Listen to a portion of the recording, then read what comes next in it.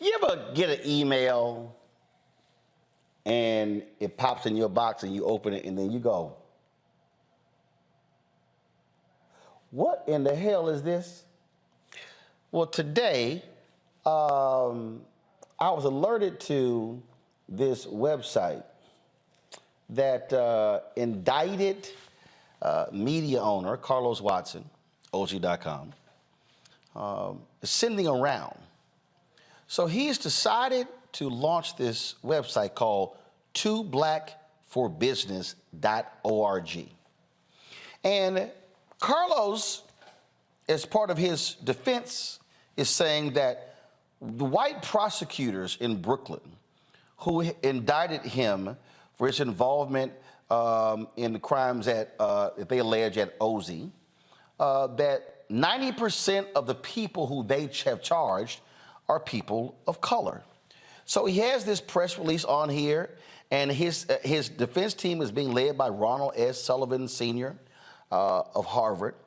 And he goes on here and he's talking about these cases and these defendants and the folk who they haven't put a lot of white folks away.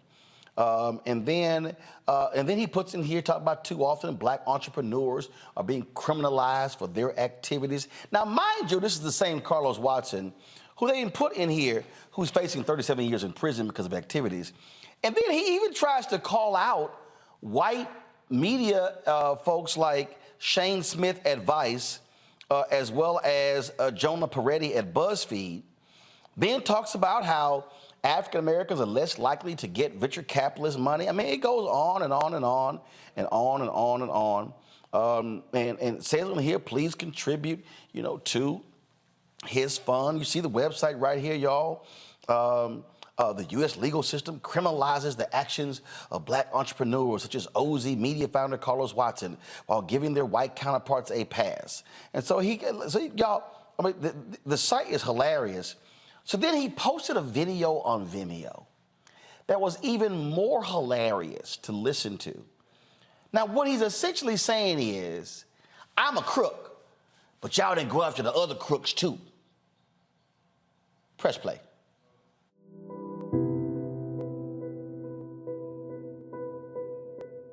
Hi, I'm Carlos Watson, the founder and CEO of Ozzy. Some of you may know my story, some of you may not. It has been a very tough several months, very, very tough. It's been humbling in the extreme. I want everyone to know that as difficult as this is, I intend to fight. I intend to fight with everything I have. And I intend to do it for a couple of reasons. One, because I'm innocent. And two, because I know that what's happening to me doesn't only happen to me. Sadly, it's happening to lots of people all the time, often in quiet. Sometimes people of color are warned not to think too big, that the color of your skin will limit what you can hope to accomplish. But my family and I refuse to believe that. I had an itch to create a different kind of news and media platform because I know that media often shapes not just what we think and see, but how we live and how we treat each other. We wanted to change how people saw the world because we know that if you see more, in fact, you might be more and do more. But as I began to build Ozzy, I confronted a stark reality. When I went to raise money, like a lot of black entrepreneurs, I had trouble often getting through the door or getting meetings that they took seriously or getting any kind of reasonable follow-up. There was a significant 2020 study the Washington Post covered that said while we're 13% of the population, black people are only able to raise 1% of the technology venture capital. Thankfully, as a family, we put everything we had, we liquidated our savings, and we made one payroll after another. But the story doesn't necessarily have a smooth ending. In fact, those of you who know my story know that it doesn't. Like a lot of other new media companies, we also at times embrace the fake it till you make it ethos. When you look at companies like Vice, not only did they embrace fake it till you make it, they made that their mantra. Wired magazine wrote a story that talked about how Shane Smith and Vice lied about content, about their audience, about their financials. They even lied about who their investors were. Do you think that Shane Smith got investigated? Not a chance. Walked away with more than $100 million. I'm asking you to look at what's happening when people like me are entrepreneuring while black. I'm talking about the leading trader on Wall Street in the 90s, Joseph Jett, who went from being named Man of the Year in January 94 to under indictment review 3 months later. How does that happen? Or Calvin Grigsby, who built one of the leading municipal investment banks, went from being called one of the best entrepreneurs out there to almost being arrested at his kid's soccer game 90 days later. Or take the first black CEO of a Fortune 500 company, Franklin Raines. Now, he hasn't had a job in 20 years. Our mistakes are being turned into crimes, and we're having people charge us in a gross and inappropriate way. In fact, the 3 wealthy young white prosecutors on this case are in Brooklyn, which you know through gentrification is now 35% plus white. How many white people have these guys indicted over the last 5 years? Less than 10%. Meanwhile, 9 out of 10 of the people they've indicted are black and brown people and people of color.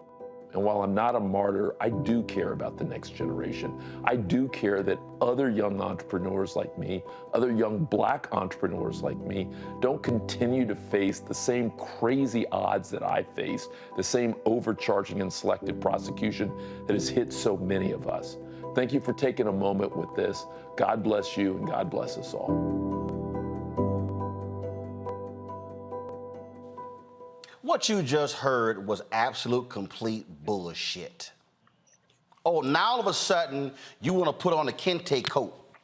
Now all of a sudden you want to act like, oh, you're championing African Americans. Well, first of all, I tried earlier to go to OZ.com to pull up and see how many stories that they've done on these type of issues. Go to my website. Oh, sorry, their website is no longer online.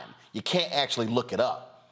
But what you can look up, is this here. This is the actual, and let me be perfectly clear, folks are innocent until proven guilty, but I just want y'all to understand how all of a sudden Carlos is the brother fighting on behalf of all the black folks, okay, when you were running Ozzy, I didn't quite see you making these same claims.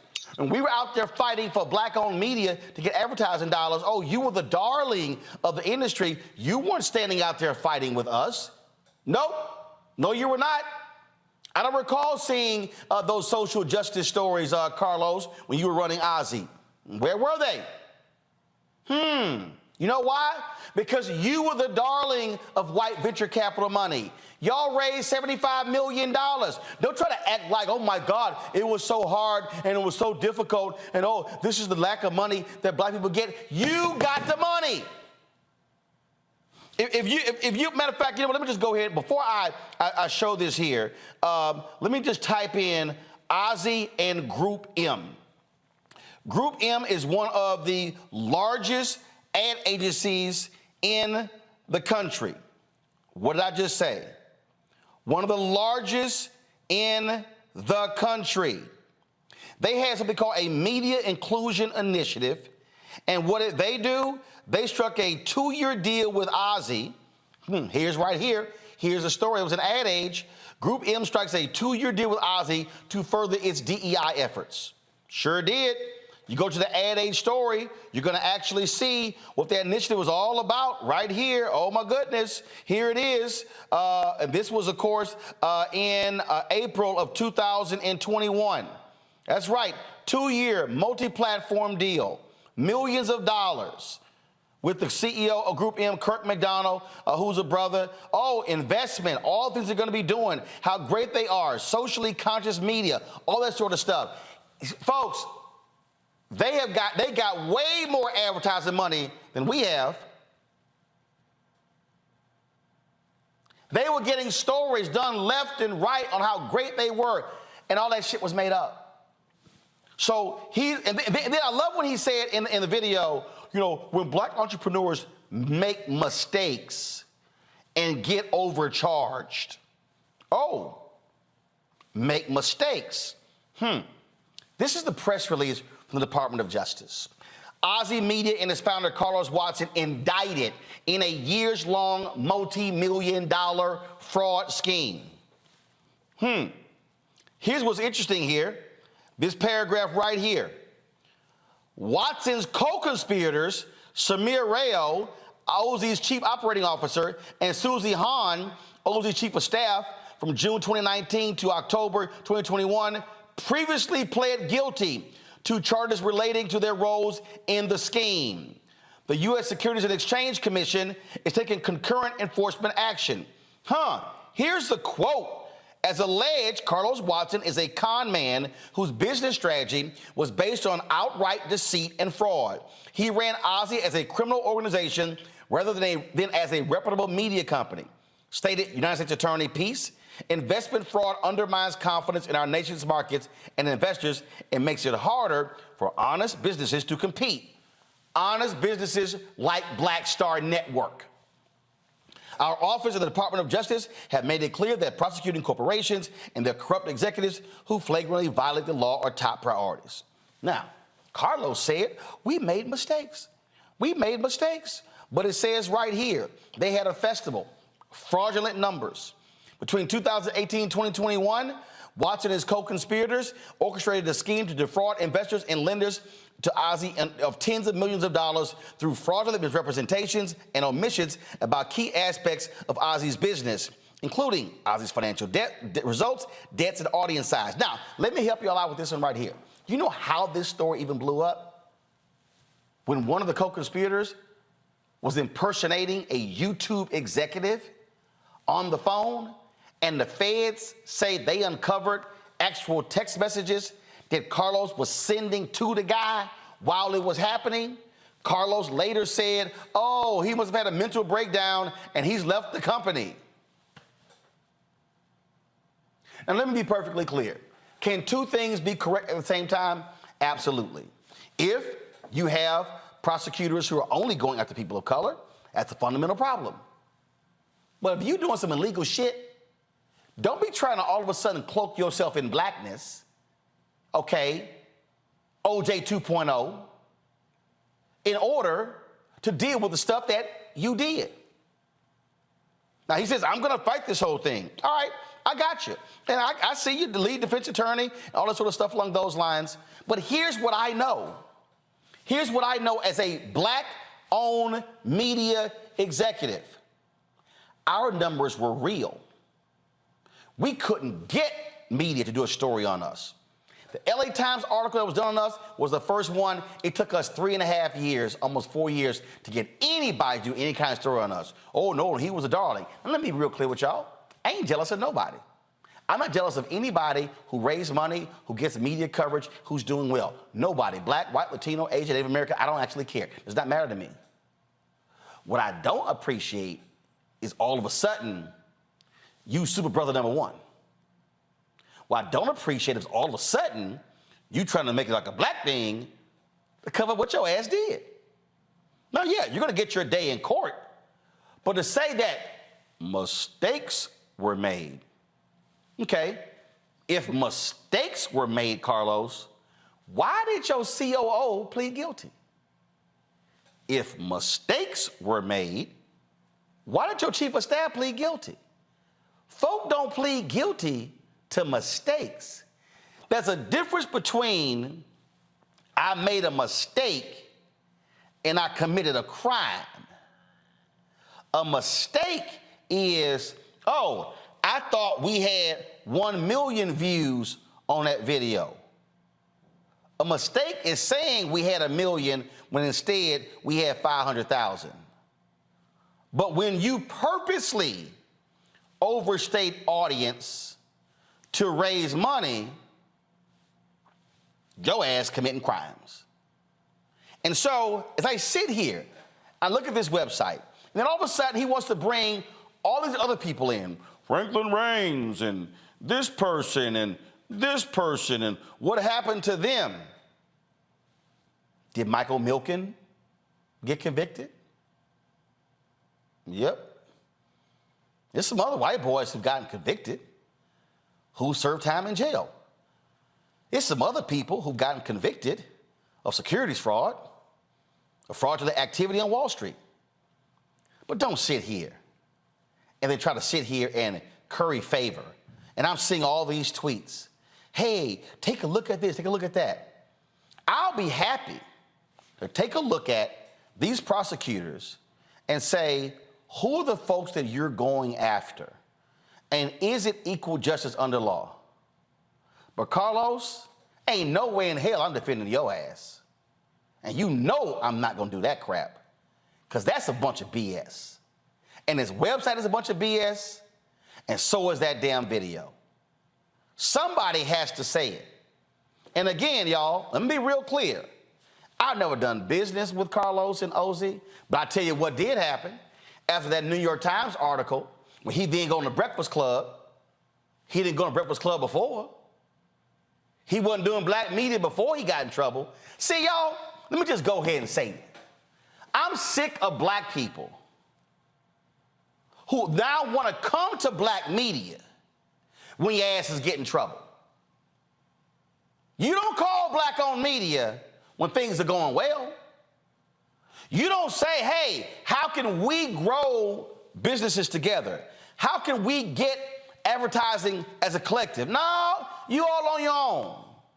But then when you get in trouble, now all of a sudden, you Mr. HBCU. Now all of a sudden, oh, you the man. Now all of a sudden, we can see you at all the NAACP and the Urban League functions. But where was your ass when things were going well? Where were you, Carlos, when you were kicking it with the white Silicon Valley investors and the folks in New York and in San Francisco? Come on, bro. Nah, I ain't gonna be silent on that because it happens all too often. So let me tell y'all what happened. So when he went on the Breakfast Club and he got challenged when it questioned by Charlemagne and Envy, Angela Yee, they said, well, you know, will you go on Roland Martin's show? Sure. Do you think he has came on? I can show you text messages. Oh, no, he wasn't coming on here. I text him, and I text him. No. He wasn't. Carlos Watson was not coming on this show, y'all. But he did call me. And he said he didn't appreciate the things that I had to say and why did I take the position. Because I'm like, yo, ass, what's wrong? And then, y'all, at the end of the conversation, Carlos Watson literally gonna ask me, can we partner to go out and get advertising?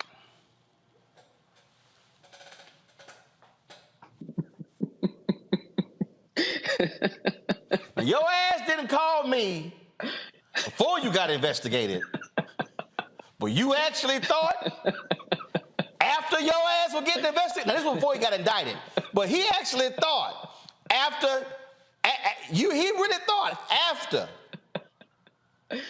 he was being investigated, I was gonna be like, yeah, sure, Carlos, let's now band together like brothers and go take down some advertising money. In the words of Denzel in Remember the Titans, you must be outside your mind. I told him, hell no. Hell no, we ain't doing this. Folk, there are some people who are extra special, and they will say and do some stuff that's beyond outlandish, and that's crazy. And guess what? Carlos, you are going to have your day in court, and that's fine. You're going to have your day in court, and you have a right to be assumed innocent until pleading guilty. But what's not going to happen is if you think for a second, I'm going to sit here and see you saying this video. I mean, he been emailing people all day, y'all. Now, I didn't get one of the emails from him, but I got the email from somebody else. And I see the stuff being posted on Twitter, and I see all of this here. Now, what you are not going to do is try to all of a sudden make this out to be selective prosecution against black entrepreneurs, black media entrepreneurs.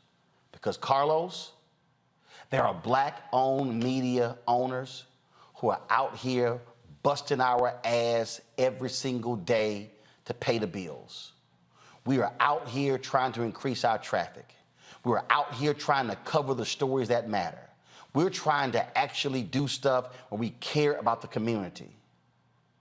And what I am not going to do is be silent and watch someone try to pimp that in order to save them from going to federal prison. Nah, bruh, you got the wrong one. And I have no problem saying everything that I'm saying, because all of this super blackness that you now care about, where was it before you got in trouble?